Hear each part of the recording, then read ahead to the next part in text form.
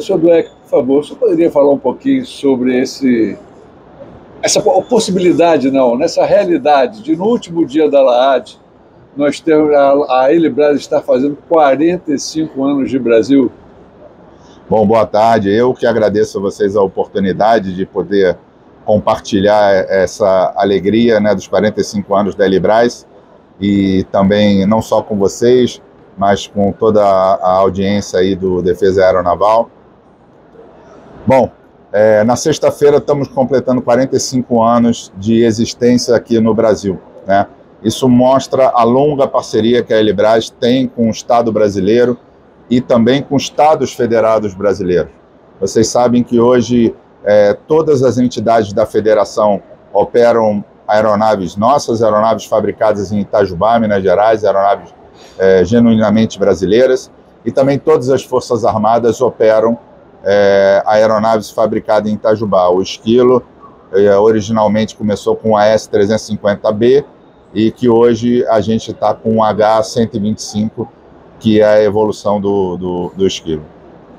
Essa versão, que é a B3, né, que a Elibras vai passar a fabricar em Itajubá do acordo que foi feito da redução do H225M, né, para uma quantidade expressiva de H125, ela começa quando?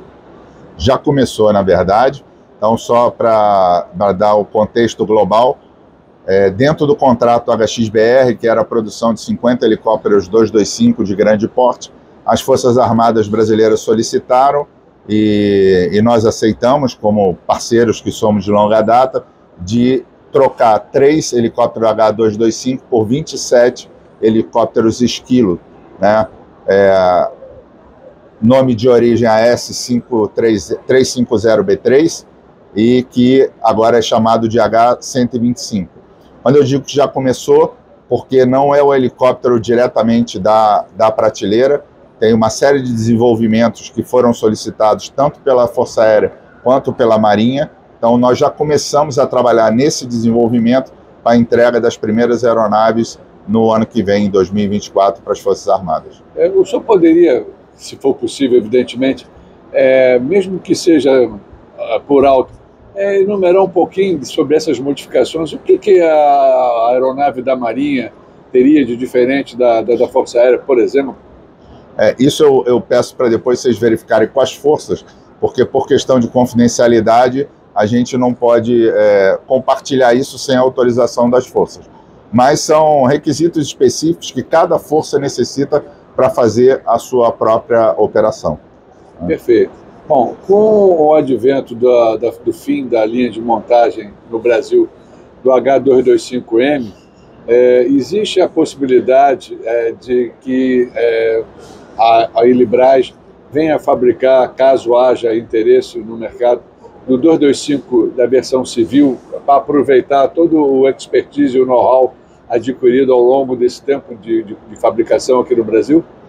Quando esse projeto foi concebido lá em 2008, né, existia essa ideia do mercado civil absorver a produção dos 225 no Brasil após o término do contrato. Então não vejo por que, se houver interesse do mercado e necessidade do mercado, que isso aconteça, mas tem que ter realmente uma necessidade concreta. Ou seja, o know-how adquirido continua.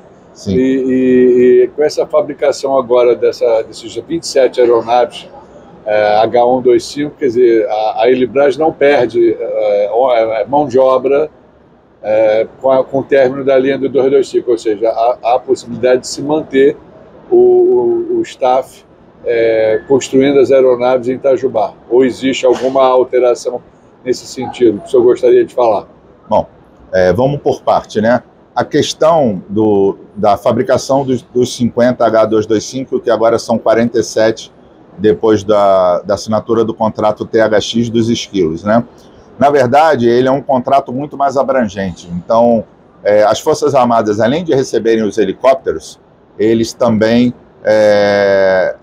houve todo um pacote de transferência de tecnologia. E essa transferência de tecnologia foi feita para parceiros daqui no Brasil. Então, toda a tecnologia adquirida vai permanecer aqui no Brasil com engenheiros brasileiros. Então, para dar uma ideia da capacidade que foi adquirida com esse projeto, o escritório de engenharia da Elibraz, junto com o da França e da Alemanha, no mundo são os 2 escritórios da Airbus que são considerados nível 1. Significa que o engenheiro brasileiro, ele faz o design aqui e ele coloca no papel. Isso pode ser reutilizado em qualquer parte do mundo sem nenhuma outra validação externa. Então, para mim, é um dos grandes ganhos do projeto HXBR H225. Quando a gente fala da mão de obra dos 225 ser transferido para a linha do esquilo, vamos lembrar que a Elibraz está completando os 45 anos sexta-feira e que ela começou produzindo o esquilo sob licença da Aeroespacial lá atrás, né? Que naquela época ela era uma montadora, ela recebia o kit e ela montava. Hoje não, a Elibraz realmente ela produz o helicóptero. Por exemplo, o helicóptero que vai ser produzido para a Força Aérea e para a Marinha, elas vão sair, lógico, a versão básica do esquilo, mas com designs desenvolvidos por engenheiros brasileiros em Itajubá. Sobre a carga de trabalho, que a gente chama workload, né, na verdade, não tem uma grande diferença, porque a carga de trabalho que ia ser colocada para produzir 3.225, ela vai ser substituída para produzir o esquilo, né? Pra vocês terem uma ideia, o H225 é um helicóptero bastante mais complexo que o esquilo e um tamanho enorme. O esquilo é menor, só para dar uma noção de ideia para a audiência de vocês, né? Dentro de um esquilo nós temos 5 quilômetros de cabos elétricos e eletrônicos. Dentro do H225 a gente tem 32 quilômetros de cabos, em função da complexidade. Então, em termos de mão de obra, não muda a questão na Elibraz. O que ia ser empregado na mão de obra dos 225 vai ser empregado no esquilo, né? Mas a tecnologia, sim, fica. E é com essa tecnologia adquirida que nós vamos fazer o desenvolvimento dos novos esquilos das Forças Aéreas, da Força Aérea e da Marinha. Perfeito. Nós vimos aqui na LAAT, nessa edição, um mockup do H145M, Pentapar. O senhor poderia falar um pouquinho quais são os objetivos da Airbus e da Elibraz em trazer esse mockup e apresentar ele aqui na feira?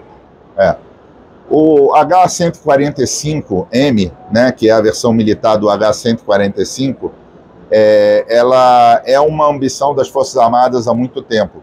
Por exemplo, a Marinha já falava há muito tempo atrás, há mais de 10 anos, no programa UHP, né, que o H145 poderia ser a aeronave que preencheria os requisitos desse programa.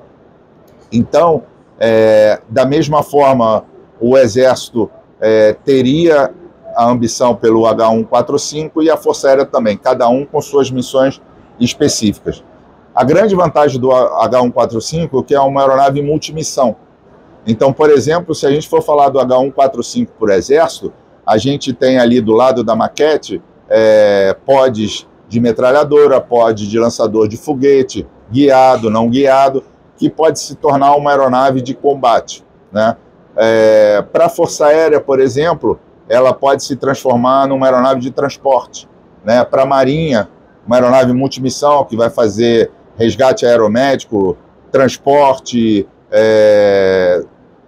vigilância marítima, search and rescue, SAR e etc. Então, assim, o grande quê do H145 é ela ser multimissão, multiversátil e numa reconfiguração de uma configuração para outra muito rápida, principalmente com as duas portas traseiras que se abrem, rapidamente se coloca duas marcas para fazer uma missão aeromédica, rapidamente se retira as duas marcas e configura com bancos de tropa para que a gente possa transportar um grupo de combate, né?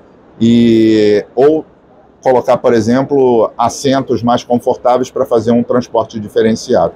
Bom, nós falamos muito aqui na parte militar. Eu queria que o senhor falasse um pouquinho da Elibraz no segmento civil. Como é que estão as perspectivas da empresa para o mercado civil aqui no Brasil? A Elibraz fez um belíssimo ano de 2022 no mercado civil, uma venda expressiva de aeronaves, né? O Esquilo continua sendo o nosso carro-chefe, o Esquilo produzido na fábrica de Itajubá. É uma aeronave super versátil, é uma aeronave super confiável em termos de disponibilidade, em termos de versatilidade, né? Então a gente acredita muito no mercado brasileiro e mais ainda no mercado latino-americano para produzir Esquilos a partir daqui e exportá-los. Além disso, o mercado brasileiro está atingindo um nível de maturidade grande. No ano de 2022 e 2021 nós vendemos uma quantidade expressiva de H145 para operadores civis que querem operar com biturbina, por exemplo, sair diretamente de um arranha-céu na Avenida Paulista e pousar num arranha-céu no Rio de Janeiro para fazer o seu negócio e voltar no final do dia. Outros que estão operando o H145 biturbina também no agronegócio. Então, a nossa perspectiva para o mercado civil no ano de 2003 e futuramente é muito boa. A gente acredita no mercado brasileiro e também, com relação ao esquilo produzido no Brasil, no mercado latino-americano para exportação. Senhor Dweck, por favor, ultimamente nós infelizmente tivemos algumas situações, né, de desastres naturais em que foi necessária a utilização dos helicópteros e basicamente as aeronaves da Airbus Helibras, que foram utilizadas tanto as versões militares quanto as civis para ajuda humanitária, onde ocorreram resgates, ocorreram situações em que houve a necessidade de um resgate aeromédico, onde teve a necessidade de velocidade do emprego das aeronaves. O senhor podia falar sobre essa parte também para a gente? A visão da empresa nisso, nesse segmento? Claro, muito obrigado pela pergunta. Isso me permite colocar um pouco a nossa visão sobre o meio operacional chamado helicóptero, né? Para mim e para a Airbus e para a Helibras, o helicóptero é um lifesaver, é um salvador de vidas. Ele tem uma função social muito grande, seja, por exemplo, apagando incêndios em floresta, ou seja, também fazendo missões humanitárias em enchentes, ou resgates aeromédicos. Então, nas recentes enchentes no litoral norte de São Paulo, os nossos helicópteros foram muito utilizados para ajudar a população. E, de uma maneira geral, o Esquilo é um helicóptero que tem um tamanho reduzido, ele chega em qualquer lugar, ele pousa em qualquer lugar, ele tem uma agilidade muito boa, né? E, como eu já falei, ele tem uma confiabilidade muito boa, né? Então, para nós da Helibras, o helicóptero realmente é um meio que tem que ser colocado à disposição da população, seja para combate à calamidade, seja para resgate aeromédico.